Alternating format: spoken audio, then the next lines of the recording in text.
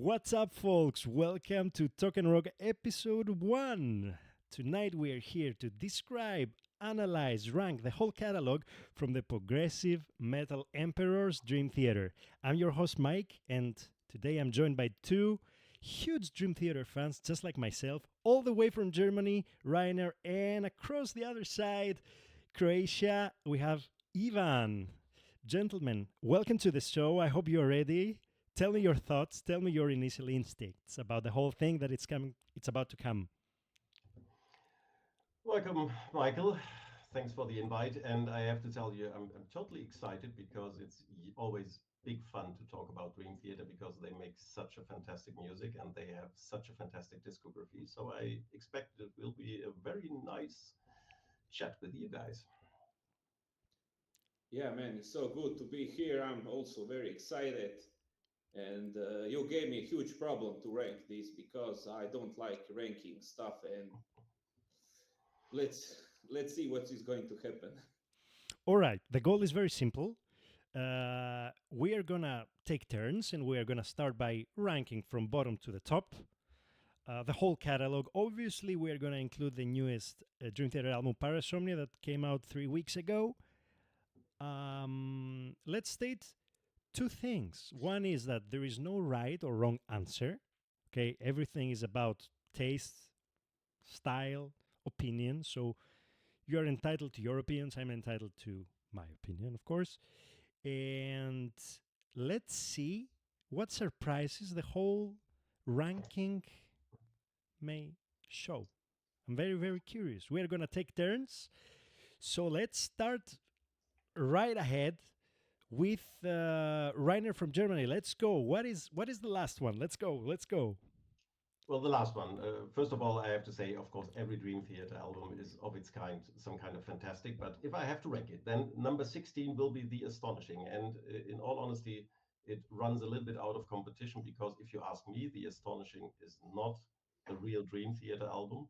So it's to me more a musical experiment to set a science fiction novel to music. It's an excellent craftsmanship and it's a fantastic piece of music, but it's not really a typical Dream Theater thing. So therefore, I rank it on 16. Wow. All right. Ivan, what about your last one? Okay, first of all, I have to say also I don't hate any album of Dream Theater.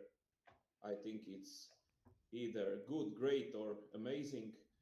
But making this list, if something is 15, 16, that doesn't mean it's shit or bad album. So let's start with number 16. It's their debut album, When Dream and They Unite. This one was one of the easy for me to choose, put in this place, because this album honestly didn't wow me in any way. Although in some songs I can hear that they have some potential as a band. This is their only album with Dominici as their vocalist, and personally, I don't like his voice. God have mercy on his soul, because his voice reminds me of some glam rock bands from 80s that I don't like. The best song for me is the Itsy Gem, which is instrumental, and you can hear the genius of Petrucci, Portnoy, Jung, and Moore. Uh, like I say, I don't think this is bad album in itself, but it's certainly the least dear to me and the least enjoyable of their entire discography. All right. I will have to agree with you on this one. I also have number 16 the same. The fun, it's interesting with whatever band we're talking about. Generally, people like beginnings, debut albums, excitement about a new project or whatever it is. I definitely see huge potential on this album. I'm not fan of Charlie on vocals. Like I cannot compare it. It's like day and night with Labrie. It's very raw. Definitely the gem of the album for me as well is the It's a Jam, and I feel that I very rarely come back to this album. Like it's like basically that I don't miss it, and that's why it comes to my number 16. All right, all right. We have some similarities. Let's see what's next. Number 15, Rainer. Yeah, let's continue with the similarities because on 15 in my list comes When Dream and Day Unite. All right. I also have big problems with the voice of Charlie Dominici, but also with the mixing sound of the album in total. I agree with Ivan. It sounds really a little bit like a typical 80s rock pop something album. So not very high sophisticated from the sound and from the mixing. And the interesting thing is, my favorite songs are these songs that they later recorded live with James Labrie. So that shows, in principle, there was a huge potential in that album, but the voice and the mixing destroyed obviously something. So also my favorite song, by the way, is "It's a Yam." It's their first really great instrumental. But those songs like "A Fortune in Lies" or "Only a Matter of Time" or "Afterlife," these were recorded then later with James Labrie, and with James Labrie, they were really fantastic songs, and so therefore there was that potential for the album, but they missed it. It was a missed chance. However, it's not better than rank 15. All right, all right. Fair, fair, fair enough. Ivan, what's your number 15? So number 15 is the astonishing, definitely their most controversial album. I appreciate the vision, I appreciate the musicianship and their individual geniuses, but this album is, for me personally, it's too bulky and too huge. I have a feeling that it lasts 2 days. It doesn't even sound like something from the Theater catalog to me. Still, I have to admit that I don't hate this project. I don't think it's trash like certain majority of the fans.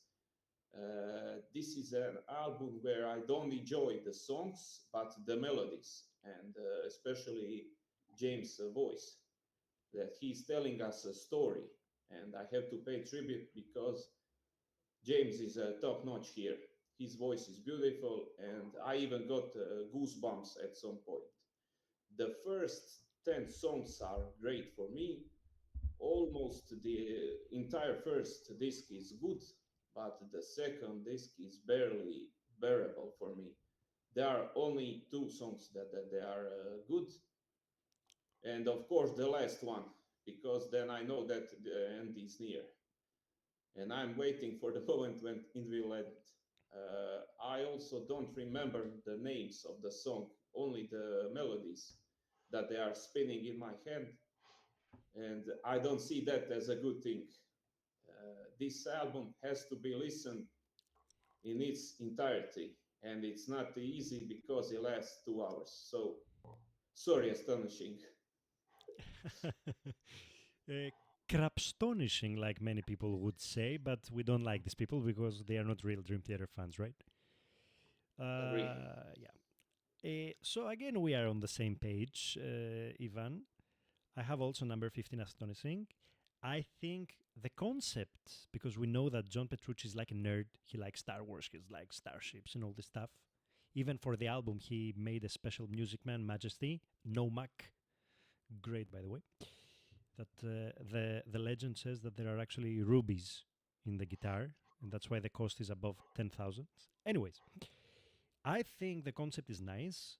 I think that it has the great first disc, but the second one hugely disappoints. I think it's the only album in their whole catalog that the singer is actually the star, but it's every single song has the same melody, same voice lines. It's very repetitive, and it's 2 hours long, so it's almost impossible to digest it. So for these reasons, I put it 15. It's not love or hate about the album. I kind of like and enjoy the first disc, but that's it. Like I just can't rank it higher. Number 14, the stage is yours, Rainer, once again. Well, number 14. This is the first very difficult decision for me, but I took for 14 Falling into Infinity, not because it's a bad album, but I need to say, for me, Falling into Infinity is a typical album of a band which is seeking for direction, which is seeking for an own signature sound. And that was exactly in that stage the case for Dream Theater. So there was Derek Sherinian instead of Kevin Moore playing the keyboards. They made some experiments in the composition of the songs, really great songs on the album. But in all honesty, with Derek Sherinian, it reminds me a little bit what later then came when he was together with Mike Portnoy with Sons of Apollo. And Sons of Apollo, it's not a bad band, but it's far away from Dream Theater. And so therefore, I think this is why I need to rank it on 14. It has some fantastic songs. I love New Millennium. It's really a great song. Peruvian Skies, I love also the live version on that one recording that went then live. Absolutely fantastic. And Hell's Kitchen, well, it's really one of their great instrumentals. It's not the best one, if you ask me, but it's a very good instrumental. But as said, the whole album has ups and downs. And the funny thing is that there was one song that didn't go onto that album. That was that with the right. What is the name? No, Raising the Knife. Sorry, Raising the Knife. Raising the Knife was in the sessions for Falling into Infinity, but they took it not onto that album, but they played it live then on the Score DVD, and that is such a fantastic live version. So also here you can see, if you compare it what I said before, also here you see when with the right keyboarder and with the right momentum, that there was momentum on Falling into Infinity in that period. But as said, I think it was more an experiment and a seeking for direction. And so that's it, what I have to say to that album. There are actually many Dream Theater fans who rank it even in the top five. It's a very controversial album indeed. Absolutely, absolutely. Okay, Ivan, what you got? Number 14. Show me the money, baby. I don't know if this is controversy a little bit, but I know that you won't be happy. 14 Distance Over Time. So this is a big difference and contrast from the last album. It is literally twice as short and it's a lot heavier. If I'm not mistaken, this is maybe the shortest album since the debut. And I'm glad that it doesn't last long. And for Dream Theater, that is a warning sign.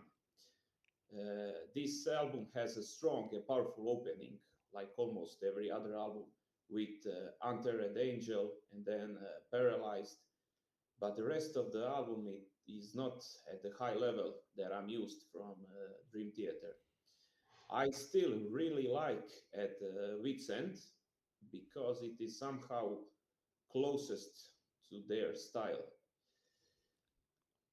But there is not a single song that I would put on my list of top 20 or top 10 Dream Theater song.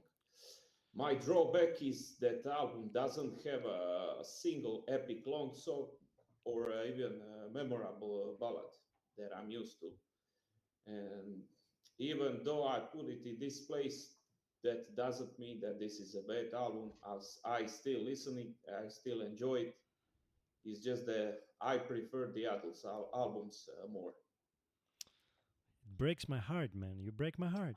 Sorry, I know. So, I mean, I freaking love this album, but we're gonna get to it later on. I'm surprised you're putting it that low, but yeah, I get the points. Um, my number 14 is A View from the Top of the World. So this album, it's an interesting one because, in my opinion, it features the best song and drum parts with Mike Mangini. We're not gonna get into the discussion Mangini against Portnoy, but I personally feel that the A View from the Top of the World song, the last one, the epic one, is like a bombshell. It was like the best way to say goodbye to the band. It's like it's a masterpiece song, phenomenal. It has great mixing and mastering, the whole album. Answering the Call, by far my favorite song. I am not so intense with the whole. I don't know. That doesn't get me. Half of the album I like, half of the album bores me. The Alien is a great song, and they won an award also for this. With interesting solo, complicated stuff. I like it. I cannot rank it higher, but it definitely has some secret, not secret, some like big tunes that I enjoy, but I just can't rank it higher. Like it's impossible. We continue with number 13, Rainer. What do you have there? Number 13. And Michael, you have to be really tough now because someone will break your heart again because number 13 is, in my case, Distance Over Time. Oh, come on. Unfortunately, I have to almost agree with Ivan. Come on, we didn't So, even so, start. We didn't even start the podcast. Come on. so starting with the simple reason, and Ivan, you touched upon that already slightly, that there is no epic and no instrumental. And I think a Dream Theater album without an epic and without an instrumental, there are two big reasons where I normally would buy Dream Theater albums for. So therefore, that was to me slightly disappointing. And it has, in all honesty, too many ups and downs. If I listen to Paralyzed, it's an awesome song. I love that. Very nice riffs, very Fuck nice yeah. guitar. Fuck It's yeah. everything is great. Falling into the Light also has some great riffs. It triggers me, especially from the beginning. But in the majority of the cases, I think on this album, the beginning of the songs always are great, and then the remainder of the songs get a little bit average and not so much interesting anymore. That's for me a little bit disappointing, and that's why it cannot be in my list higher than 13. But my favorite song, if I should be very honest, and this is really due to the drum technique of Mike Mangini, is Pale Blue Dot.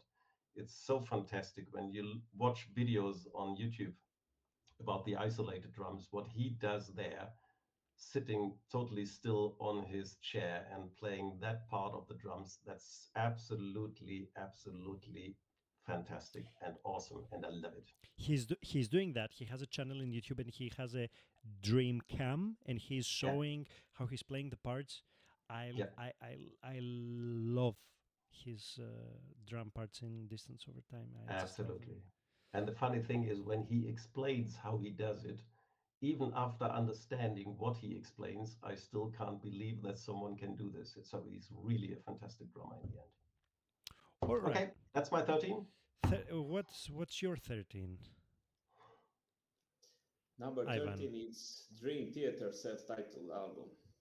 That album for me sounds like it was made by artificial intelligence for Dream Theater.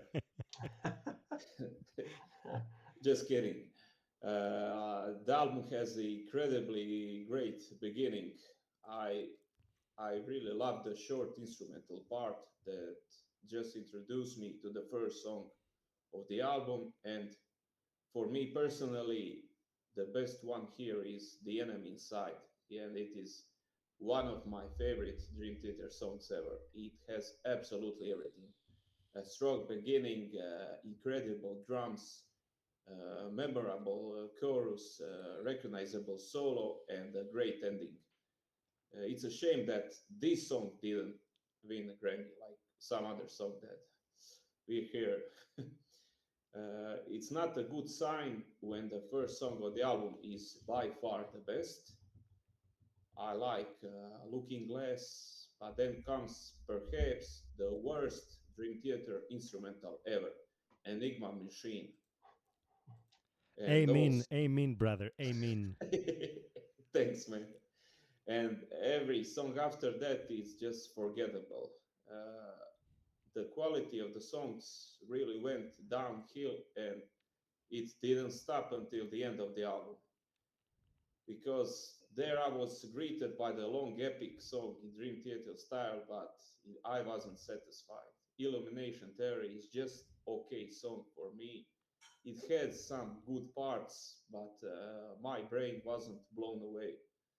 So, short description of the album is The Enemy Inside and the other songs. And this is the only reason that the album isn't ranked lower on my charts. My number 13 is also the same like yours. We have many, many similarities so far, except that distance over time that I'm gonna struggle you later, but never mind. Uh, yeah, look, for me, worst instrumental from their whole catalog, Enigma Machine. I cannot stand this song. I cannot stand it. Another negative of the album, because you cover me in many things, is that, yeah, the Illumination Theory, 22 minutes long, epic long song, I think is the weakest epic long song of the band. So already we have like two big negatives of the album, right? It has 9 songs already. The two are like, mm-mm. I like a lot The Enemy Inside, very catchy. I like a lot The Bigger Picture and The Looking Glass, and maybe Along for the Ride as well. It's just, I'm not crazy about this album. That's why it goes in this position. There is nothing bad about it. It's a very solid album.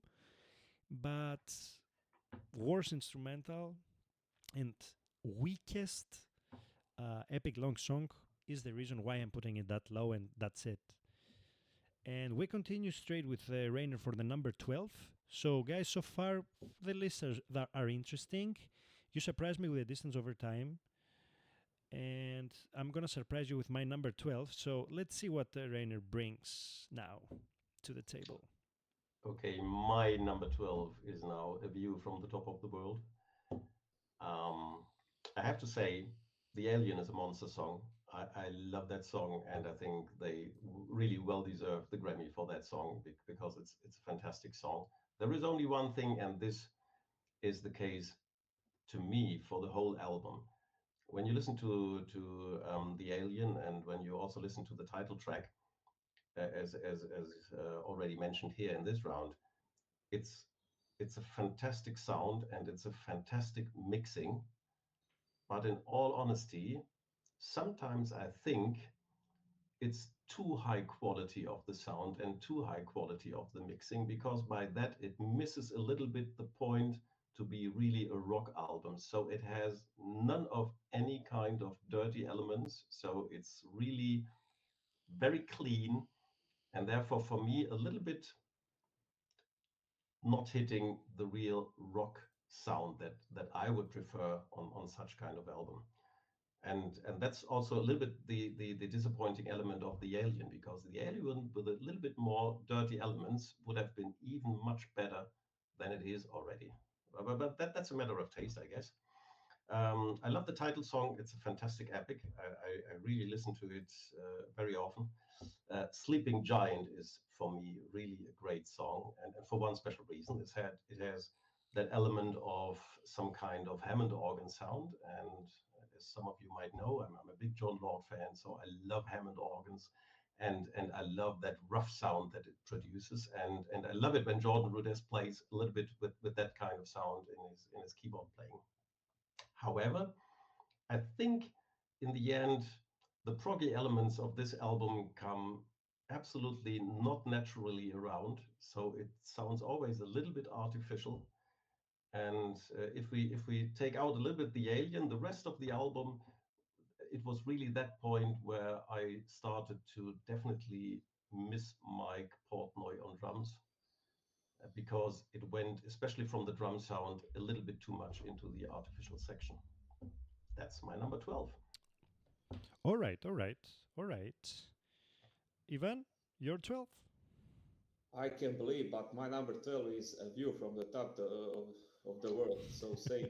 And Okay, and so we did. let me say with my number.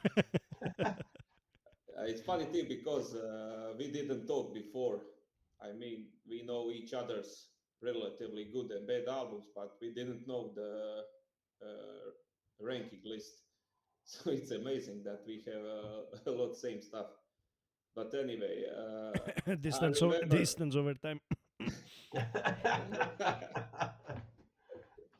Well, you are wrong, and you will be wrong later on some albums, so it's okay. To continue, I remember when I first time I heard this album, I was very disappointed. But it took me 2 to 3 listens from the start to finish to realize that this album has its charm. It's the most similar to the standard Dream Theater format in years, if I may so. The song Alien, although it's a good song, it will always sting my senses because they won the Grammy for it. And honestly, they probably have about 50 better songs in their discography. But no matter, I'm still glad that they have that award, but they should have won it sooner. This is for me a very solid album without a single bad song or the one that I would have skipped. All songs are long, and the album ends with the epic 20-minute title spectacle. And this is the real Dream Theater that I want to enjoy. Uh, it's the last album with Mangini, but in my opinion, he showed the splendor of his talents here. He is the real beast on this album. Uh, this album as whole sounds coherent, but it's hard for me to single out 1 or 2 songs that I would put amongst the top Dream Theater discography. So this is why I put this album on this place. Beast drumming, composition, and diversity. So unusual from Portnoy that it's, yeah, he's great. Mangini's great. All right. My number 12. Here comes the first surprise of the night from me. Awake. So, Wow. um, Awake is a very, very, very unique album, very mysterious album. Uh, like erotomania voices, very, very spacious Mhm. sounds. The reason I'm ranking it so low, even though many, many Dream Theater fans have it maybe in top three, is that I just cannot get crazy about it. And there are some songs that I actually don't like. My favorite song of the album is by far Space Divest. I think this is the perfect goodbye of more. It's like such a nostalgic, sad song, but it's I think it's great. And I think also that Scarred is very, very, very, mm, let's say, not appreciated by the whole community. I think it's a very underrated song. But, anyways, okay, Caught in a Web, great, let's say, more radio friendly song. And I like the intro as well, but I cannot stand Lie. I don't like the song. I'm not gonna lie. I don't like the song. And it's like 11 songs of the album. So basically, I can say that I like and enjoy 7 out of 11. So the more higher we are going in my list, the more the songs I like in its album, and that's why I rank it that low. There's nothing bad with this album. I respect everybody's opinion, but you need to be also in some mood for this. It's not the typical Dream Theater sound. So for that reason, I rank it in number 12, and I hope people are not going to hate me. By the way, as a last sentence, I was not fan of the Mirror. I saw Dream Theater a few months back live in the 40th anniversary tour, and my jaw just dropped when I saw the Mirror live. Huge fan after that. So, Awake number 12, and we continue with number 11, Rainer. Number 11. For me, that's a dramatic turn of events. Um, What? I I need to say, um, first of all, the obvious thing, and I mean, you know me now for a little while after the first album. So the first thing I have to say about this album is it's another album without a typical Dream Theater epic. So I miss it on that song, to be honest. On the other side, I have to say it has a fantastic opener with "On the Backs of Angels." I love that song, and it still reminds me that at that time when I heard that song and when I saw the first videos on YouTube, how they produce it, and seeing Mike Mangini on drums, I was so happy that they found Mike Mangini to keep the dream alive. That was so important to me, although I'm really a huge Mike Portnoy fan. But however, the band did survive due to that. So therefore, that reminds me always when I listen to On the Backs of Angels, that was so important that Mike Mangini stepped in and made such a great job. And on top of that, although it has no epic, it has on the other side one of the best ballads that Dream Theater ever made. It's Beneath the Surface. I love that song. It's really a great song, and it shows what they can do, how they can make really emotional compositions of songs. James Labrie's voice is absolutely fantastic and outstanding. So I really love that. Even And though, even sorry for interrupting, yeah, no, even no though it worries. doesn't have epic long song, it has many long songs, right? Breaking All Illusions, Outcry, Bridges in the Sky. Like they're long, but okay, it's missing this It's 18-20 minutes, let's say. Yeah, and I think the difference is that these long songs are not that well constructed like songs I would typically call a typical Dream Theater epic. So which some kind of story that the song tells over the 10, 12, 14 minutes. And this is a little bit missing on that album, if you ask me. So that's just my flavor. Sure, And sure. my absolute favorite song on this album is Bridges in the Sky. Love that. It's really a nice song, fantastic. And yeah, in total, a very good album, but not the best one with Mangini, if you ask me. Okay, all right. Okay. Ivan, what's your 11? Falling into Infinity. Oh. Oh, This is very controversial album because of the time that it was released and the problems that followed that time. This is the only album with Shanarian at the keyboards, and the record company pressured them to make radio friendly songs, which is basically against the Dream Theater style. Despite everything, I think they managed to make a very solid album. You can still find a relatively lot of the prog, you can find some heavier stuff, long songs, connection and melodies that they are not for the masses. Uh, Overall, I think this is very good album because it has a lot of variety. It has a quality songs. I really like Peruvian Skies, Hollow Years, Hell's Kitchen, Lines in the Sand, Anna Lee. So you can really find every musical style here. Mm-hmm. But the other hand, there are some songs that I would gladly skip and that I would like to see that not on this album, like You Not Me, Let Me Breathe, or Take Away My Pain. I have to say that this is probably the album where Myung came to the fore the most. And I mean, I'm sorry that this is not the case more often because he is certainly the most underrated member of the band. Hmm. My number 11 is as well Falling into Infinity. As you both stated, the band is on the corner, backed up in the corner, searching for identity. Yeah, I get it. I like it more than Awake, but not that much more. New Millennium, great opener, great everything. Um, it's an okay album, very controversial, but it has Lines in the Sand, which has phenomenal Petrucci solo, phenomenal, and of course, the Hollow Years that they are playing since then. Whenever they are playing it live, they are copying the way they played it in Budokan live, and these live performances out of this world, top notes, especially the solo of Petrucci.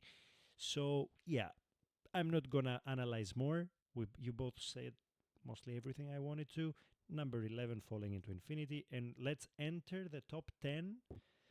And what's your top 10, Rainer? What is your least favorite from the 10? oh, when we go into the top 10, then we start with the best album from the Mangini era, if you ask me. That's Hmm. band titled album Dream Theater. And there is one basic reason why I think it's the best album that they made with Mangini, because on this album, that has exactly that kind of little dirty elements in the sound. So it's really a rock album. You can hear this, especially on the enemy inside. The drum mixing is more similar to what we used to have before with Mike Portnoy. So it's a little bit more the rough drumming sound. Also, the composition of his drums, if you look at his drum kit, it's much more a rock drum kit than compared to the other albums. And it's not that artificial, that album. So it really has this hard rock elements. In all honesty, although you both seem not to like Enigma Machine, I like it. It's really not the best instrumental that they ever made. But I love the way how Mangini plays drums on that, and I love the way how they composed it. So it's really a great thing. I also love, in all honesty, Illumination Theory. But all the other songs are solid rock songs, quite average.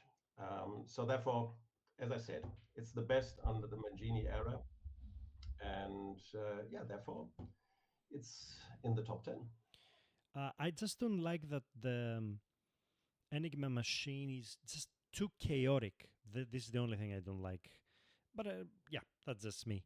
Ivan, what's your number 10? Images and words. Let's jump out of the windows now. Okay. Now I'm slowly getting into controversial waters. Maybe will someone call the police because of this, but number 10 for me is Awake. I know for many it's top three in their discography. For some people, it's even number one. I mean, if I could press some button to change my opinion, I would press on this album. Unfortunately, I never like it that much. I wish I could change this, but this is how it is. Overall, this album is little too strange for me, and it never really suits me. I still listen to it regularly, and I enjoy it to some extent, but I would never ever put it in my top five list, not even close. It's just not my style. By far, the best part of the album for me is A Mind Beside Itself trilogy and how they put three songs together, which my personal favorite is The Silent Man, which, damn it, it doesn't sound anything like any song from a Dream Theater catalog at all. I always felt that this song doesn't fit in this album, even though it's a great song. It's just you have voices, erotomania, and then the silent man, and like I don't get it, but okay, it's there.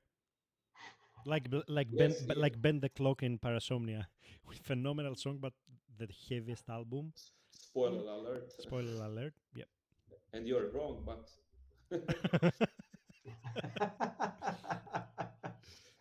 you mentioned Space Dive West. It's maybe the most depressing their song they ever had. They actually serves as poor's farewell to the band, and they are going to the new direction when you look it now. Hmm. Again, I have to emphasize Awake is by no means a bad album, but I see this as matter of taste, and Dream Team has lots of albums that suits me much better than this one. Enough is enough, Ivan. Somebody called the Croatian police. Yeah, lots of people call me crazy. You know? Maybe the Greek police because I put it number 12, right? Anyways, my number 10 is Parasomnia. Mm, somebody's not going to be happy about that. Or or just people are biased because they're excited that Dream Theater newest album is coming out. It's a great, solid album. I haven't digested it yet because it's not even 3 weeks. It hasn't even been 3 weeks that it's out. Uh, I think this and Train of Thought are the heaviest Dream Theater albums by far. I like all the singles, with the least probably the Broken Man. I think Night Terror and Midnight Messiah are killer songs. Bend the Clock is by far my favorite song of the album, even though I feel that it doesn't fit there. The whole album is like about the disorders. I like the concept. The not the concept. It's not a concept album. It's like a it's a thematic album, and I like it a lot. Sadoman Incident. Oh yeah, we are back to the good long epic songs. Bend the Clock by far my favorite, and I think that the solo of Petrucci is out of this world, mimicking a lot of Gilmour and Pink Floyd vibes. Great, great stuff. I just feel that it's one of the weakest openers. In the arms of the Morpheus, I I don't know, I was disappointed. It goes number 10. It may go higher in the future, but for now, I cannot put it above number 9, which you're going to see in the next round. Rainer, the stage is yours once again. Interesting to hear that you have Parasomnia on 10, but He broke my well, heart, literally. let's Something wait for great. later. Let's wait for later. So number 9, seriously, now we start into the area where we talk about the real typical Dream Theater's albums. On 9 is for me Systematic Chaos. I love the album from that perspective and from that overall angle, that it has that fantastic frame of in the presence of enemies, part 1 at the beginning and part 2 at the end. That is such a great capsuling of the whole content of the album into these two great songs. I love that idea, and it's really one of the wow factors of this album. The Ministry of Lost Souls is to me also some kind of a masterpiece. So very typical Dream Theater song. I love that song. But then it comes, and this is the reason why it's only on 9, because the whole album has only a few triggers. So I miss a little bit the surprising elements that I have sometimes identified on some other Dream Theater albums. Maybe the way constant motion comes along, that's maybe one of the surprising elements. But in total, it's a little bit with not that kind of surprising things, as said. And one of the main reasons why it's only on 9 is there is that song Forsaken, and in all honesty, it sounds to me, and I think that was also the intention. It is a song which has been, or which was recorded at that time for the radio stations. And if you ask me, Dream Theater is not a band for the radio stations. I think everybody has to accept that, even Dream Theater themselves. So therefore, I always have problems with that song, because it's not Dream Theater. It's a great pop rock song. So when people hear it on the radio, of course it's fantastic. And so many other bands, they would have loved to being able to create such a song. But the benchmark in the Dream Theater case is so high that Forsaken is really not that outstanding song, and that pulls the whole album a little bit down, and so therefore it's on number 9 of my list. I want to see your opinion about Walk I Walk Beside You after. We'll get into that. So you are not a Forsaken fanboy, which breaks my heart. Second time after Distance Over Time. No worries. No worries. Yeah. All right. Ivan, what is your number 9? Number 9 is 6 Degrees of Inner Turbulence. And Holy guacamole. Oh. yes, here's another album that I believe many will rank higher. Uh, this album caused me a lot of turbulence for me personally. Let's start in order. So, first song, Prison Glass, no doubt, one of the best Dream Theater songs ever. It's a perfect album opener, perfect Dream Theater song that has everything I'm looking for, and also starts, like you all know, Portnoy story of rehabilitation after alcohol addiction. And then comes Blind Fate. I personally never liked that song. I don't think it's a bad song, not even close. Hmm. And then comes Misunderstood, which for me is one of the most beautiful songs they ever released, from the melody to the lyrics to the Petrucci solos, which is, I can even explain that solo. I mean, I read what he is doing, but it's basically crazy, but it sounds amazing. And songs is beautifully gradated. It starts slowly, then has like crescendo, and then comes great debate and disappear. That for for me, for me personally, they are just okay songs. Yeah, they have some interesting parts, but that's it. And then comes the second part of the disc, which contains basically an enormously long title track, if we are looking at that way. And again, it's just okay for me. They have some great moments. I personally really like Solitary Shell. I really love some instrumental parts, but overall, this album is too long for me. And I think that here is problem the percentage of the album that I enjoy, because I don't like two or three songs, and that is relatively good percentage that I don't like of this album.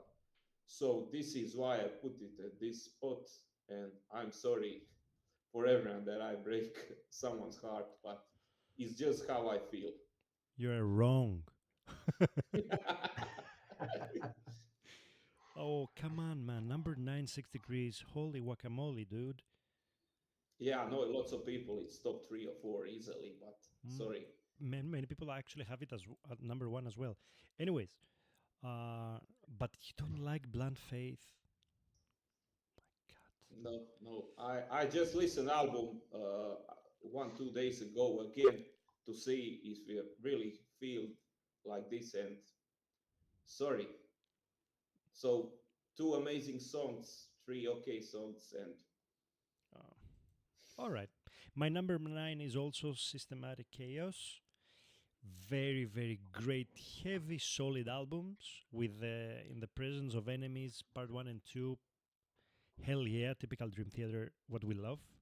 The reason this album goes false a little bit is that, for my taste, Constant Motion and Dark Eternal Nights are meh. I can easily say, maybe together with the Repentance as well, that I skip these 3 songs. So imagine you have an album with 8 songs and 3 of them are like meh.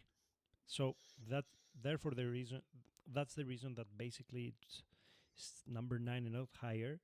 But I always wanted to say that I am a Forsaken fanboy. People love it or hate it. I love the solo. I love the that they wanted to do a little bit different and go and be a little bit radio friendly. But favorite song of the album is by far The Ministry of Lost Souls, which is insane good song. Such a pity they are not playing it live. Let's continue with number 8 and our big friendly giant from Germany. Number 8, Black Clouds and Silver Linings. Um, so it's a great album, no doubt about that. It has especially one of the best openers that Dream Theater ever made for an album with Nightmare to Remember. I love the song. It's really fantastic. I love the epic, meaning the Count of Tuscany. Fantastic song, really fantastic song, and it's maybe one of the best epics that they ever wrote. Very close to Octavarium, if you ask me. Spoiler alert, the best. Continue. Okay. Um, and of course, the best of times. Well, what shall I say about this song? First of all, it's a very special song when you know the background, and I admire especially the first 3 minutes. After the first 3 minutes, well, it changes a bit for me, but anyway, it's a great song. But then comes again that one thing very similar to Forsaken. That's the song Wither, and also in the case of Wither, I would say it is, and this is so funny to say, it is just a fantastic rock pop song. So it is fantastic, but it's not Dream Theater. It's very similar, and it's a nice radio station song, and so very well composed. no, that's not Dream Theater to me. So it's a little bit too much for everybody. So Let it doesn't touch me. let it Yeah, out. exactly. And but it doesn't touch me that way. So therefore, if we put this all together, it's a super album. I love it. I listen very often to it. Not so often to Wither, but anyway, and therefore it's in the ranking on my side on number 8. I have a number 8. No surprises here. I'm gonna I'm gonna come to Croatia. So number eight, I honestly almost put Octaverio number eight. Eight Octaverio, but no, no. So number eight for me is a dramatic turn of events. So first album with Mangini, for me, without a doubt, his best. Even I know he didn't really participate that much in its creation, which for me tells me something. Uh, they try to return to their roots of the way because I see that this album has a lot of similarities to the Images and Words. Again, we have another masterful opening with the great on the backs of the angel. I I think it's an amazing song. I like it really, really, really much. For me, it's even better than Pull Me Under. It's a perfect Dream Theater song, Wow, and wow, that's a yes, statement, my friend. yes, and it's a shame they didn't win Grammy for this song. However, after this song, in my humble opinion, comes the three worst songs of the album, which I particularly don't like. In fact, I would skip them because apart from the occasional instrumental geniuses, they don't offer me anything worth my attention. But that's why the second part of the album is incredible. We have banger after banger, and I can't decide what is my favorite, the best song, and that tells me that the all songs are brilliant. I mean, Bridges in the Sky or aka Mongolian throat singing, and then Outcry and Breaking All Illusion. These songs offer me everything I want and everything I need from Dream Theater. We have epic progressive journeys with lots of great riffs, melodic Petrucci solos, magnificent instrumentals, and collaboration between Rudess and Young. And then they decide end album with a slightly unusual way for them.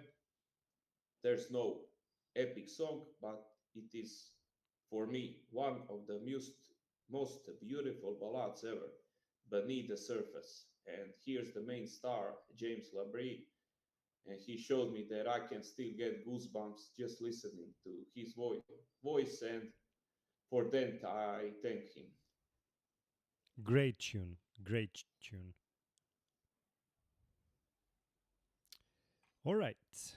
My number 8 is Distance Over Time, my second best favorite from Mangini era. I love the opening. Favorite song of the album by far, Paralyzed, followed by Barstool Warrior, which has an insane, phenomenal melodic, great solo. There is no song that I skip on this album. That's why it goes so high in my list. Number 8 out of 16, it's in the middle. The only song I really don't dig so much is Room 137, and that's it. I don't like the fact that there is no epic long song here, as you already stated. But it's unusual. I mean, I miss it, but it has the whole album has great mixing, great mastering, nice melodies, nice riffs, and therefore number 8. So let's continue with number 7.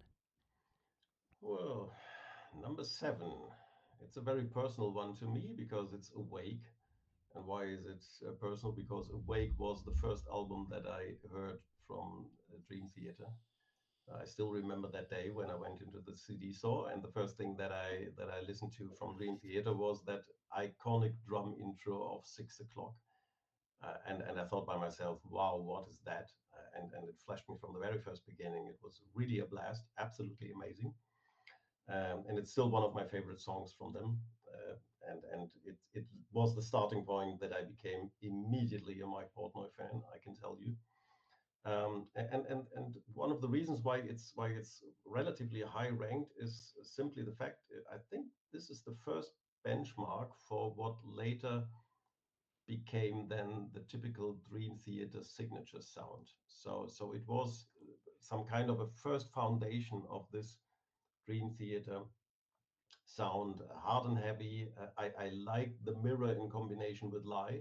I have to say I love also Lie, but especially in the combination, the mirror then Lie, absolutely fantastic. Uh, Erotomania is one of the first really great instrumentals that they've ever made. So it's really, really, really superb. And well, talking about voices, yeah, it's exactly the voice of James Labrie, which is really showing what he, at least at that time, was capable. And I think he's still very capable in singing, but especially on that song, he shows what he can do, how many emotions he can create with the way he does the singing. And that song still creates some goosebumps on my arms. So therefore, it's really great. And so overall, it's a fantastic album. It was my beginning of Dream Theater, and so therefore ranking number 7. Very unique and different approach to the vocals from James, if you consider two images and words. Way more aggressive and raw voice. Yeah, Very, very unique indeed. yeah, absolutely. Ivan, what's your number? 7. Okay, so the the top seven albums are, for me personally, amazing albums. I like them all, and we are now entering their top discography. And these albums I adore so much, and it was very difficult for me to make a ranking of these albums. We don't, we And don't, we don't need to hear your excuses. yes, yes, yes, you do. I mean, this is probably the greatest shock on this list for me because I can believe that I ranked this album relatively low because I think this is superb album and I really enjoy it. But number seven is Octavarium. No. Wow. Wow.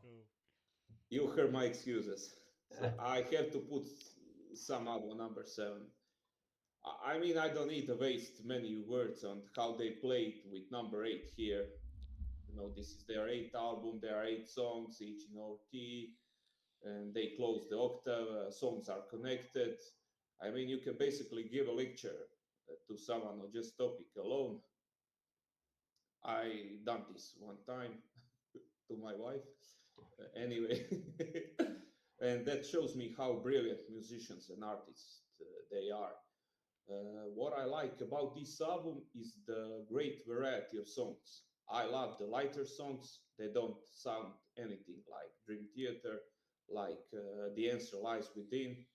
I really love the radio friendly, almost pop song, I Walk Beside You. You know, whenever someone says radio friendly about Dream Theater songs, this is basically a bad thing, but not for me. I can hear one of the best bass section ever in the fast Panic Attack, which is one of my favorite songs. As soon as I want to smash everything around me, that's a great sign that the song is superb. And what can I say about last epic Octavarium? If I say that this is a song, this is understatement. It's a masterpiece of musical composition. You have so many changes in rhythm, in melody. You have musical instruments, links to other songs of the album, and homages to the various musical influences, greats. I mean, when the last note on Octavarium is played, which is, you know, the actually first note of the album starts with, it gives me incredible satisfaction.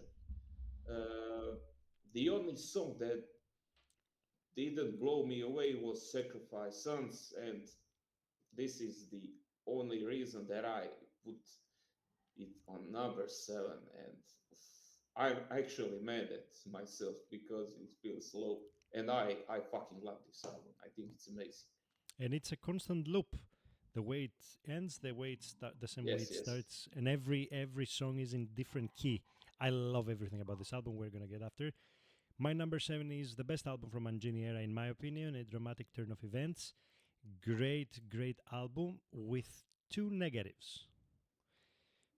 First negative is that the whole album was recorded, including the drums, before Mangini actually joins the band.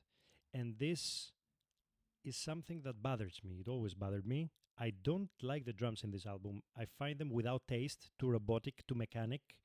He added some of his flavor. So this is the big negative of the album. The only song that I don't like in the album is Lost Not Forgotten. Everything else I like and I dig, very nice. And of course, it's going so high in my list, number 7, because it has Breaking All Illusions, which is top 5 Dream Theater songs from me. Very solid album, gorgeous artwork with the sky, and I love it.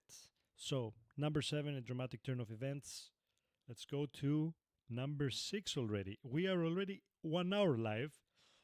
It's going great. Let's see what we have.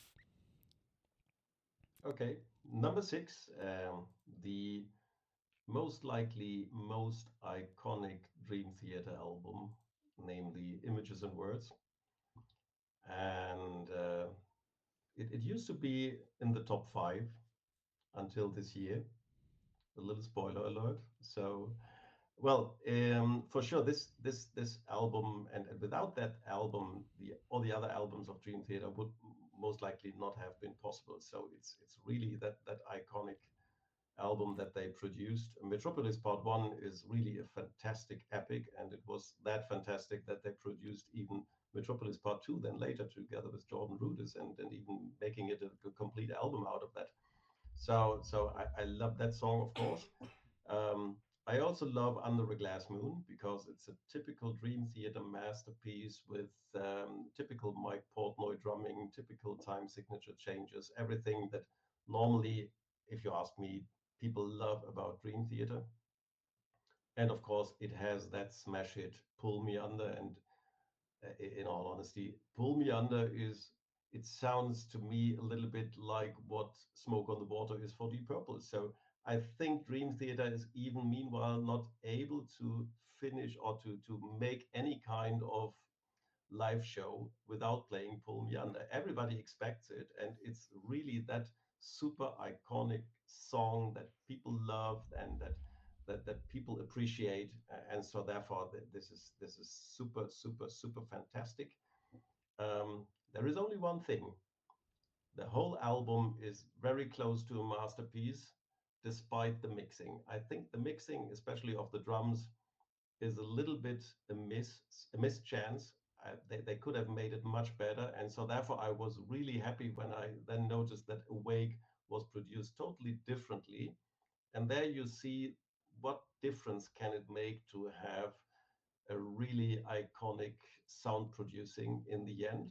And so therefore Images and Words here has some downs. And yeah, however, since it's that iconic album, it's on my number 6. I'm very surprised to see this album over here. Very surprised. Almost disappointed. uh, Someone has to do it, Michael. Someone has to do it. damn. Damn. All right. Ivan, what's your number 6? Number 6 is Systematic Chaos. And this is for me probably the most underrated Dream Theater album because maybe of another day I would put it even in my top 5, maybe even higher because I think that it's a great album. I know it's not a popular opinion, but this is for me almost a perfect album because I can enjoy every song. It's quite heavy, which suits my preferences, but also I really like each song that is telling its own story, which adds to the weight for me. I also call this a war album because of the name of the songs, their themes, motifs. We have here a masterful long epic the presence of the enemies. They divided it into two parts. We have Radio Friendly, Forsaken, which I adore despite the general opinion. I don't care what people say, it's a freaking amazing song. We have a little slower, but with a melodic solo repentance, great riffs in constant motion, dark eternal light, and incredibly epic masterpiece, The Ministry of Lost Soul. I can't describe in words how much I like this song. I can listen to it every day and never get tired of it. There is no way that this is a 15 minutes long because when I listen to it, time flies by. For me, it's in my top five Dream Theater songs without a problem. It's a perfect song. It has beginning, the story, the library is practically telling us the instrumental parts, the conclusion of the song, and the fate of the Petrucci's guitar. And how could you describe? There is no change that is being from this word, that guitar solo. I have only one desire. I want to hear this song live, and then I can die with a peaceful soul. Big words, big words. All right, it's a great song. Love it. I'm gonna maybe now I'm gonna surprise you a little bit. Eh, Top six. We are going to the top six. I'm already in my number six, which is Train of Thought. Train of Thought is probably the second heaviest album after Parasomnia, I would say. It includes the best opener from their whole catalog, As I Am. Phenomenal banger song, by far my favorite in the album, and followed by Endless Sacrifice. The reason I put this album in the number six and not higher is because there is no song that I don't like. I like everything, but it's if we consider the fact that they made this album within 3 weeks, it's a masterpiece. But as Portnoy said, is an album that is like balls to the walls and trying to attract more metal fans. It's not the typical progressive metal. It's more like metal, and that is the reason it goes to number six. This is my 2 cents here. Phenomenal album. I dig it very very often, but the top five I dig them even more. No, so let's go to the top five with Rainer, who I bet now he's gonna say, Parasomnia. No, you have immediately lost your bet. So number five in my case, and now it really starts now to get difficult with the top five because Dream Theater is such a fantastic band. So on five is Metropolis Part Two, Scenes from a Memory. It Ooh. is maybe the most important album in the whole Dream Theater history. I have to say because it was the moment when Jordan Rudess joined the band, gave the band so much more opportunities regarding the composition of songs. And it even sometimes he provided the opportunity to have a second guitar because the way he sometimes plays the keyboard, that's like a second guitarist. And that opens up really a totally new musical universe when it goes to compositions and to being more flexible even within the songs. And so therefore this is really a deal breaker, the whole album. Um, One thing where I'm a little bit hesitating is I in general don't like these classic concept albums where a story is told. So that's not something that touches me very much. However, I love the whole opening sequence, including Strange Deja Vu. That's really a blast. It blows me away from the very first beginning. And then there are some further elements which I really strongly like. The Dance of Eternity. Well, me as a Mike Portnoy fan, of course, that's absolutely a highlight of this album. And then, of course, The Spirit Carries On. And by the way, I love the live version from the live scenes from a memory when they played it in New York with that choir in the background and with the with the ladies singing together with James Labrie. That's absolutely fantastic, outstanding, and I It's the wish I classic, the classic. absolutely I wish I would have been there when they made that performance on that evening. Absolutely fantastic. So therefore, it is totally a game changer for the band. It's a fantastic album. It is a concept album. That this is why I'm sometimes struggling a little bit with it. Uh, but it's really an album that only a few bands on this world could create, and so therefore, yeah, it's on my number five. Ivan, number five, Parasomnia. Yes, you got it right. Number five, Parasomnia. I mean, I can't believe I'm putting their latest album in such a high place, but honestly, that is just how I feel because I love this album so much and it's on repeat all the time. There is the interesting thing is that this album came out on my birthday, so it was one of the best gifts ever I have gotten. uh, this is album that I honestly I didn't have high expectation, but in the end, this album blew me away. I even wrote a bit longer analysis of the album and each song separately. Portnoy came back and he brought a big smile to my face. This is practically a concept album where all the songs are connected thematically and melodically. For me, this is their heaviest and darkest album. It has everything I wanted from Dream Theater. The more I listen, the better and the better songs are. I love every song. I wouldn't skip a single one. They work great as a whole on the entire album. That tells me how much I like the album because I don't have the best of the or the worst song. We have his standard songs that sound like Dream Theater, like Night Terror, uh, ballad like Bend the Clock, and even we have an epic ending in the Shadow Man incident. We have dedication to the fans in Midnight Messiah, Portman's virtuosity on the drums, Petrucci riffs, and his incredible solo. I mean, how is it possible that he has been in his prime for over 30 years? And for me, this album has absolutely everything. And I can't believe I'm going to like their 16th album this much. Wow. Yeah. The funny part is that Rainer hasn't put it yet on his list. Yeah, I So thought I was crazy. my number five is 6 Degrees of Inner Turbulence. I think when it comes to this album, it's the most unique album that they ever composed and recorded. It's a very, very unique album because it's also very long, but it's very unique because of the disc two. Disc one contains classic sound of Dream Theater that we all love, with Highlight, Misunderstood, top 10 Dream Theater songs, very, very, very easy. And I am also a huge fan of Blind Faith.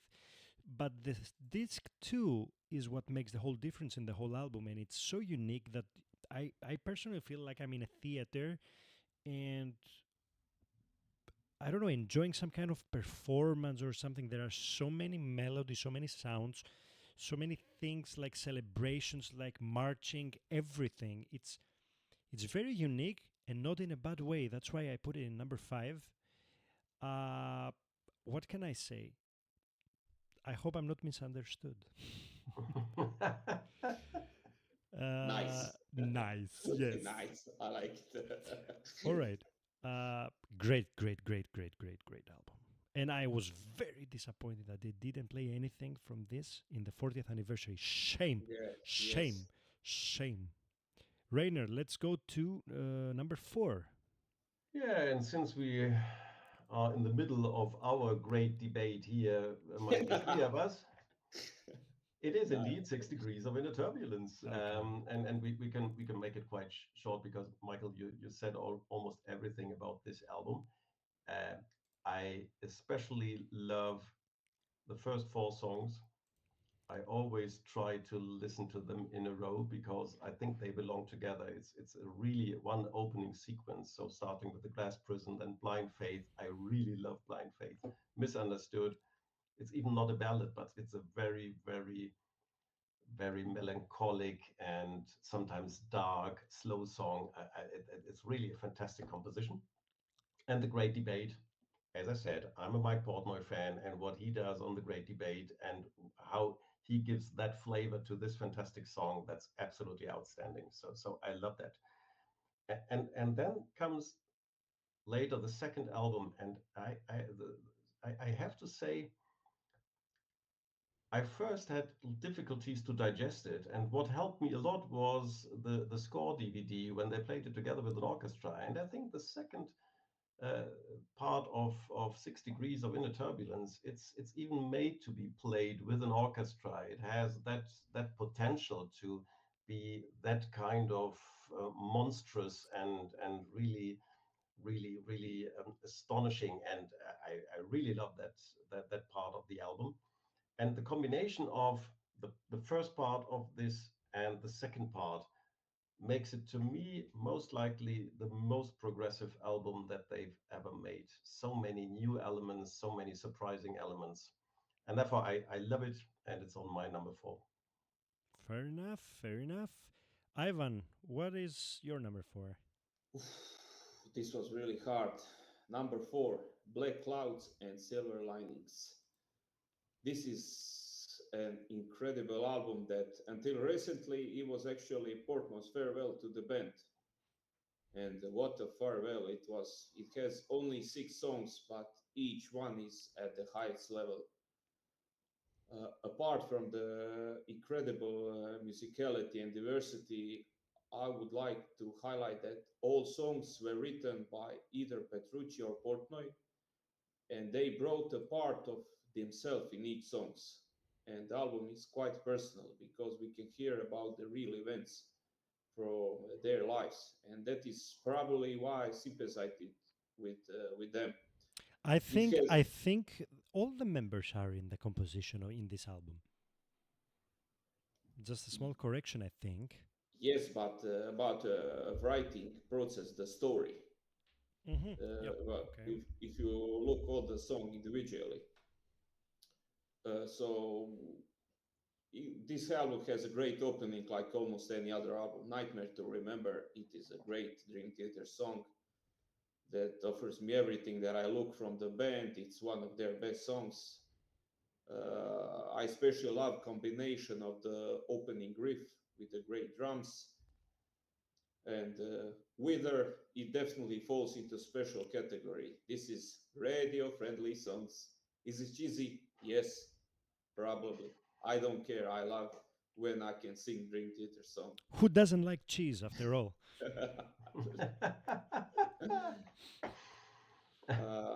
Then Yeah. there's a Shattered Fortress that is a great ending of the 12-step suits that's connected previous 4 songs, and we practically got an extra album. We did the albums Best of Times. I mean, it's a song about Portman's relationship with his father, which he lost. It's an incredible song on so many levels. It is a happy, it's a nostalgic, it's a sad, and yet it ends on a positive note, and it has a great lesson. And not only that, we have one of the best solos ending of the song. Yeah. Yeah, sometimes you really need to use a fade, and apparently, looks like you guys from Dream Theater knows how to use it. And then the album ends with the Count of Tuscany, and this is a real epic progressive journey. And yes, the pun is intentional. It has a very genius ending of the genius album. I think Petrucci is only one in the world who can write a 12-minute song about a trip to Italy and have it sound like it is from another planet. I mean, so my number four, Black Clouds as well. As you can see from the background, I'm gonna say just 5 sentences. One, best artwork from the whole catalog. Two, my favorite song from their whole catalog, Count of Tuscany. 3. My favorite John Petrucci solo, Best of Times. I can relate to this song for personal reasons. It means a lot to me. It gets me emotional every time. Phenomenal. The only reason this album doesn't go in top 2 is that it contains the Shattered Fortress, which I personally don't like that much. So 5 out of 6, legit ranking, then that's why it's number 4. Awesome album, awesome album. And I was expecting to see Count of Tuscany live now in the 40th anniversary tour, but they played it in the previous tour, and that's why they didn't now, unfortunately. So we go to top 3. Rainer, Parasomnia. You could have imagined, but no, when talking about awesome albums, I'm now gonna call comes. straight the German police to say, Yes, yes, yes, yes. Call it, And man, call it. call them. call, call them and give them some time to arrive. That's just another spoiler. So, number three is Train of Thought. Um, All right. it's a very very consistent hard and heavy album with that typical hard and heavy sound, great riffs, amazing solos, complex time signature changes, so everything that I normally love around Dream Theater. And I anyway like more the hard and heavy sound than the too much proggy sound, so therefore it fits into my musical agenda, as I am, as you both already said. It's a fantastic opener. Maybe one of maybe the best opener that they ever made for an album. Fuck yeah. By the way, I also like "And the Sacrifice" and also the live version from the DVD from Tokyo. In the Name of God is a monster of an epic at the end. It's absolutely fantastic. And also here, live at Budokan, In the Name of God, as the closing of the whole concert. It's absolutely fantastic and outstanding.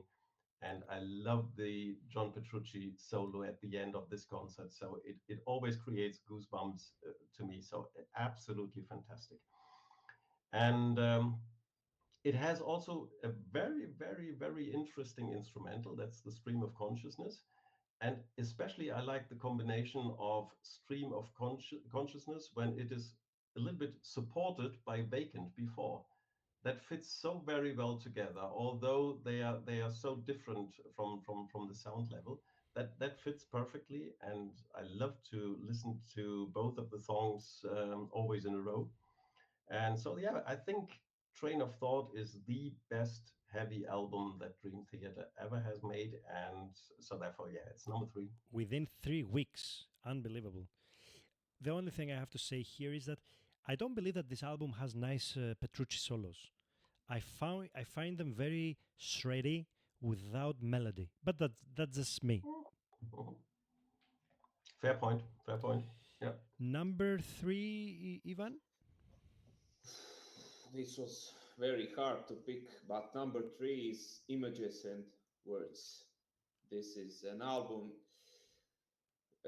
whose listening experience I can compare to anyone else. I mean, how is it possible that people in their 20s can came up with such something that this good and original? I have to share a quick short story. When I was quite young, the first song I ever heard from Dream Theater was Pull Me Under, and my first reaction was, "Wow, how bad this band is! The singer is disaster," and I never wanted to listen to it again. And now I wish I could go back in time through some black hole so I couldn't beat myself up for being so stupid. Anyway, I mean, it's funny because I remember that every time I listen to Pull Me Under now. On this summer album, I would definitely highlight Labrie. I mean, he was a vocal beast then. He had high and low tones. He was gentle, quiet, but he was also loud and fast, and all that within a few minutes of one song. Petrucci is incredible with various solos. Moore was also a genius on the keyboard, and then instrumental sections on the albums are indescribable. This is album on which there is no bad song, not a single one is skipped. We are in top Uh, 3. yes, and I don't have a favorite song here. I mean, I really love Another Day, Take the Time, Surrounded, and Metropolis. I mean, it's masterpieces. So now I have to be a bit picky here because how to make rankings. So I would say the only flaw of the album, apart from its cover, that this album is too short. Aha, I I mean, thought you would say the drums. no, no, it's part of charm, the drums here. So for me, it's a little bit short. I I'm just imagine what it would be if this album ended with some epic song like Imagine, just saying Change of Seasons. I mean, it would be. I mean, it's amazing album either way. So masterful album. And if someone says to me that this is the best album, I would have absolutely no problem with that, and I would understand it 100%. Thank you very much. Thank you. Spoiler alert. All right, man. All right. My number three is Octavarium. Uh, I don't know why this album is not in the top five of everybody. There are some weird critics about it from fans around the world. But anyways, I love the numerical references. I love the whole concept. I love the artwork. It gives you everything. Let me see here fast. You want a banger, you have Panic Attack. You want radio friendly, you have I Walk Beside You. You want masterpiece to jizz in your pants, you have Octavarium. Octavarium is like I cannot describe my love for the song. And they played it now live, 24 minutes. It's like serenity. Like I can imagine it as instrumental, just the instrumental parts playing in some interstellar movie or something. I don't know. It's insane. Uh, the first three albums, according to the day, can be one, two, three, very, very easily. Phenomenal album. I love everything about it, and yeah, I don't know what to say. There is nothing else to add. It's I love it from top to bottom, and Octavarium is top five uh, DT songs together with Breaking All Illusions, Metropolis, and other. Rainer, what is your number? Say it. Two? Two. Come on. Number two. I mean, you haven't even mentioned Parasomnia yet, man. Yeah, and well, I can tell you how much I was fighting who is on number one and who is on number two, Spit, fighting with myself. spit it out, son. Spit it out. And and the funny thing is, on number two is my former number one, which is Octavarium. Ooh. And I mean, I cannot tell much more what you told already. So the playing around with the number and the figure of eight, eight songs, eight keys, everything. So that's absolutely fantastic. By the way, I also love the artwork. It's really a fantastic artwork, and I think it shows the capabilities of these five guys, how they are able to construct songs, and however the construction in the end comes along so naturally, like if it was nothing to create this. And this is what really makes the difference with Dream Theater. It is very progressive, but it has not that typical proggy sound. And I think Octavarium is the best example for that. It's one of the two albums, spoiler alert, one of the two albums that I love to listen to from the very first second till the very final end, because it's very consistent. It has, with Panic Attack, a beast of a song, like Brandon Toes used to say on Drumeo when Mike Portnoy was performing there. So it's really a beast of a song. I love Panic Attack. Sacrificed Sons is the second epic on this album, and it's really one of my personal top favorites of Dream Theater in total. I really like that song. Yeah, and the whole album, it's a masterpiece of music. It's absolutely balanced, the fantastic compositions, and yeah, that's the reason why it's meanwhile on two. And now you have already a flavor what will be on number one. Yeah. This was such a great song. Absolutely, absolutely. Even now, by saying what's number two, we already know your number one, but you don't know mine yet. Of course you do. I just spoiled myself. So, number two is Metropolis Part 2 Scenes from Memory. I mean, what can I say about this album? How could someone have thought of recording a sequel to one of the best songs on the top album and then making an entire concept album of it and that it belongs to the top of the progressive albums ever made? It's beyond me. This is album that is not for the average casual listener who will sometimes put some song.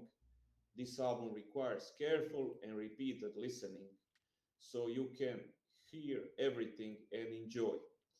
This is it has entire story that is told through words and melodies, related songs, instrumentals, and links to the song Metropolis One. How perfectly the songs are connected and lean on each other, that is incredible. It's even hard for me to hear when one song ends and the other song begins, which was probably the goal. And this is a wonderful experience. I literally love everything of this album from the beginning, the overtures, all the way to the crescendo in the legendary and probably fan favorite, The Spirit Carries On. This song hits me every time I listen it.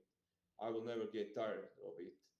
And whoever doesn't listen to this album from start to finish, he's missing out a lot. I'll just give one more compliment for this album. And personally, this album feels that lasts about 35, 40 minutes. There is no way that it lasts 77 minutes when the clock shows at the end. It's yeah, it's my number two as well. Phenomenal album. I like everything except maybe I'm not the biggest fan of Fatal Tragedy, but yeah, that's just me. Classics, Spirit Carries On, Overture 1928, followed by Strange Deja Vu. Oh, come on, Eargasm, let's go. It's insane. And the Strange Deja Vu has my favorite drums from their whole catalog. I love Portnoy drums on this one. You covered me pretty much in anything. There is, if you would ask me 10 years ago, I would say that this album is the best. But as I said before, every second day, the top three can easily be changed. So, since from a memory number two, and there's nothing to say, like it's the top of the cream, like it's in phenomenal progressive album, best of the best, not only from the band in progressive metal industry. And we have number one. Oh wait a minute, wait a minute, Don't guess it. wait. Do I have some sleep disorder? Yes, yes. I think so. I think so. All right, the stage is yours. Knock it out of the park. Tell us why Although, Parasomnia is number one. well, it's still a little bit of a surprise to me as well. But what is parasomnia to me? So first of all, I had absolutely no expectation before this album was released. So therefore, I was totally neutral. I was just happy that Mike Portnoy was back, and that's it. What is now that makes parasomnia number one to me? So first of all, I love the overall concept of the album. It has that fantastic introduction. I love the introduction. I love this song "In the Arms of Morpheus" because it gives already a flavor what happens then in the remaining rest of the album, and this in a very smart and a very clever way. So that's why I like it. Great name, by the way. You know, sleep disorders, Morpheus, the Greek Yeah, god of absolutely. sleep. Phenomenal. On point. Absolutely, absolutely, and then the frame is completed with that great epic at the end, and I really love that epic. It's sometimes a little bit complicated, but I love it. The more I hear, I listen to it, the more I like it, and in all honesty, I mean, I love cooking, and to me, the whole album is a little bit like a very, very fantastic, long, extended dinner menu. So it starts with that starter where you get already the flavor of all the little sprinkles and elements that will come later in the single dishes. Then you get one dish after the other. In every dish there is some repetition of what happened before, so that there are so many surprising elements in this element, and also some tipping of the hat to other bands or to other musicians. So if we listen to the very nice solo of John Petrucci in Broken Man, which is really a tipping at the head to Steve Morse, one of his big idols on guitar. And it's crystal clear that he wants to say a little bit something about Steve Morse in this part. Then, of course, the band The Clock beginning of the solo, which is a little bit like Pink Floyd. So therefore, there is a lot of small and tiny little hints to some of the bands and to some of the musicians that had so much impact to the 40 years career of Dream Theater. And they put it into that album in such a smart and clever way. It was never that drastically, but it pops up and it disappears immediately. So if you compare this, for example, with on Octavarium, they have that Never Enough, which is a little bit an homage to the band Muse. There it was very clear that yeah, that they wanted to sound a little bit like Muse because at that time they were a little bit a fan of Muse. That's something like that. And this was very obvious. On Parasomnia, nothing is really obvious. It pops up totally out of the context and then it disappears again and it dives back into the typical Dream Theater sound. And that brings me to the main point why I really still after 3 weeks love that album, and I always listen to it from the very first beginning to the final end. To me, Parasomnia is like a best of Dream Theater album without the necessity to listen to old Dream Theater songs, because you have all the precious elements of typical Dream Theater now on one album. It has elements of Octavarium because it has very well constructed songs and epics inside. It has elements of Train of Thought or Awake, where it's a little bit more hard and heavy, but it's not a hard and heavy album because it also has Band the Clock, which shows how emotional this band can be.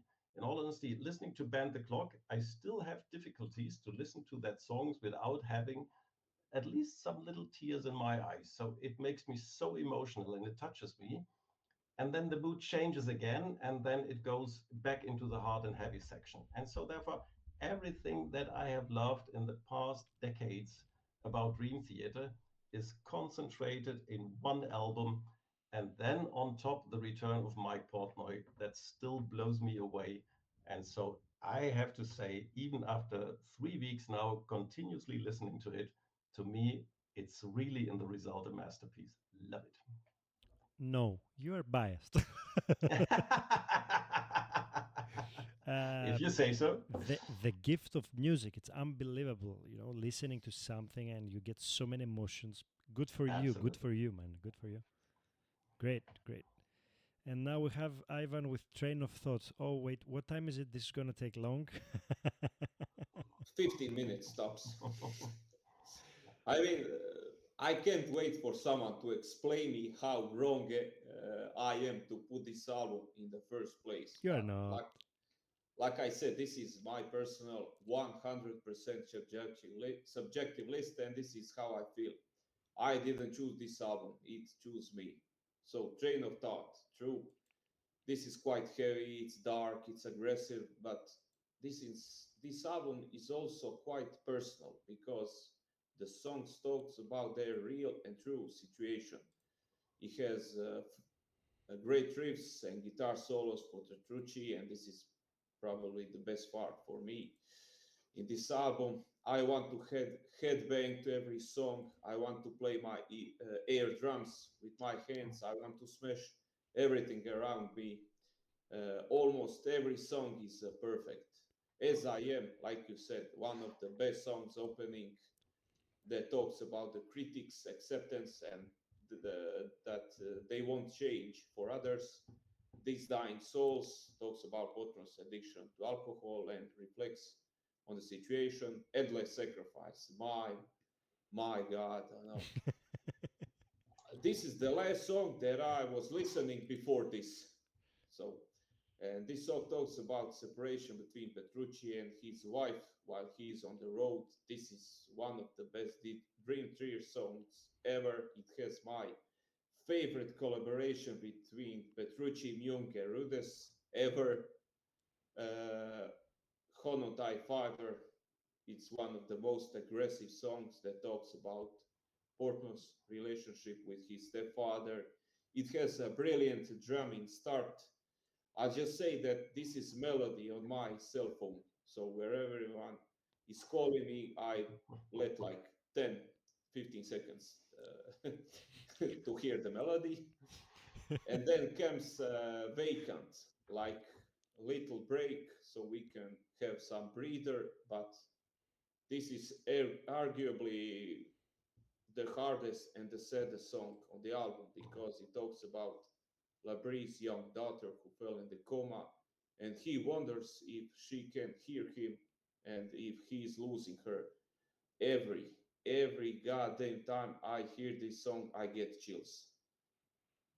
And like Rainer said, this practically serves as introduction to the stream of consciousness, which is my favorite instrumental from Dream Theater.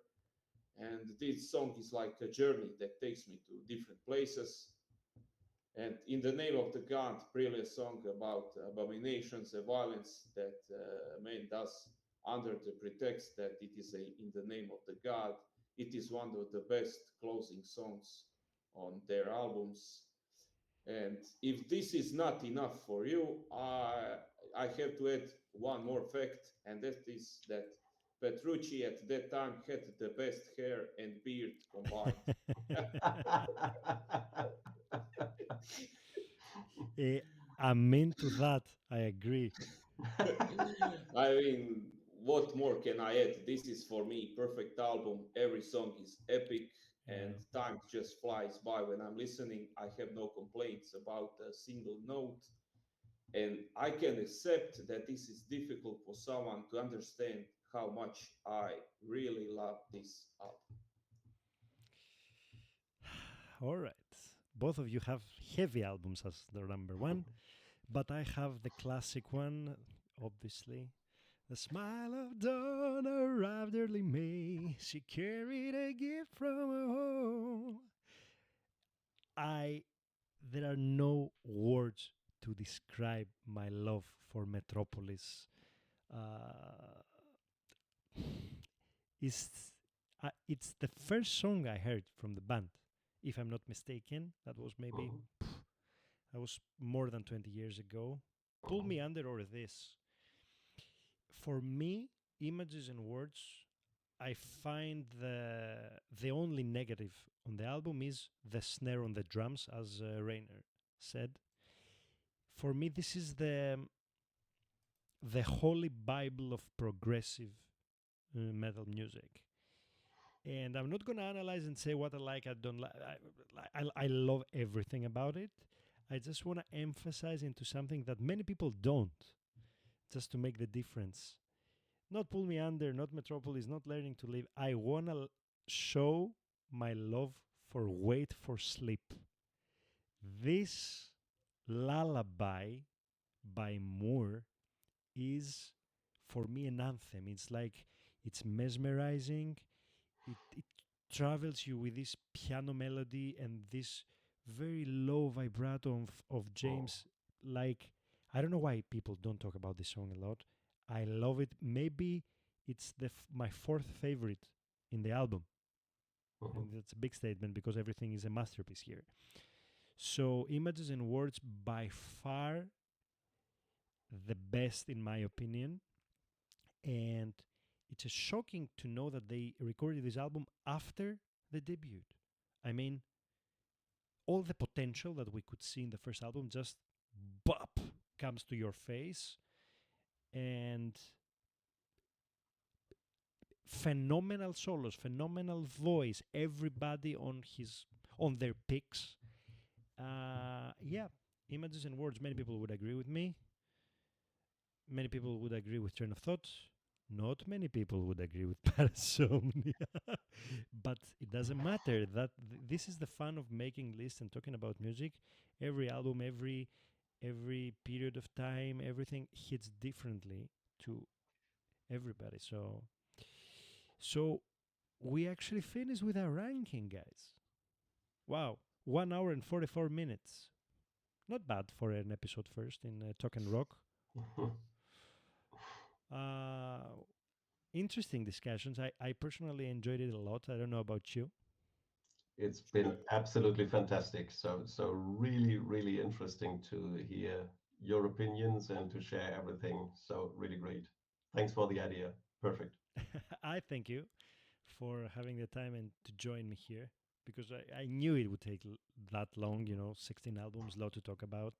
Sure, always. Yes, I wish we could talk for 3 hours, maybe, but no one could listen to this. Guys, it's been a pleasure. Now let's ask the fans. Guys, if you are here for the Talk and Rock show and you love all the rankings and everything, thank you for staying 1 hour and 46 minutes with us. Let us know in the comments below which ranking list, according to you, was the best, who is going to be the winner. And see you in the next time, episode number 2. I'm not going to spoil the name of the band.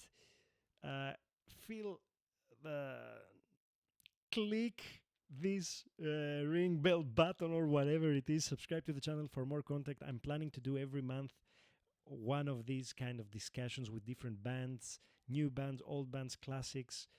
It's interesting for everybody, so I hope you enjoyed it and see you the next time. Peace out and talk and rock, baby.